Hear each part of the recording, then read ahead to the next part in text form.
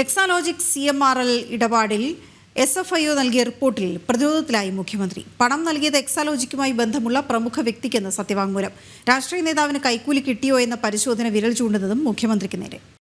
മാസപ്പടി കേസിൽ CMRLനെതിരെ ഗുരുതരാരോപണങ്ങളുമായി SFIO ഡൽഹി ഹൈക്കോടതിയിൽ സമർപ്പിച്ച റിപ്പോർട്ടിലെ പരാമർശങ്ങൾ മുഖ്യമന്ത്രിക്കും തിരിച്ചടിയാകുകയാണ്. എക്സാലോജിക്കും CMRLുമായി നടന്നിരിക്കുന്നത് 184 കോടിയുടെ ദുരൂഹ ഇടപാടെന്നാണ് കണ്ടെത്തൽ. വ്യാജ ബില്ലുകളുടെ അടിസ്ഥാനത്തിൽ പണം നൽകിയത് എക്സാലോജിക്കുമായി ബന്ധമുള്ള പ്രമുഖ വ്യക്തിക്കെന്ന് സത്യവാങ്മൂലത്തിൽ പറയുന്നു. രാഷ്ട്രീയ നേതാവിനെ സ്വാധീനിക്കാനാണോ എന്ന് അന്വേഷിക്കുന്നുവെന്നും കേന്ദ്ര ഏജൻസി വെളിപ്പെടുത്തിയിട്ടുണ്ട്.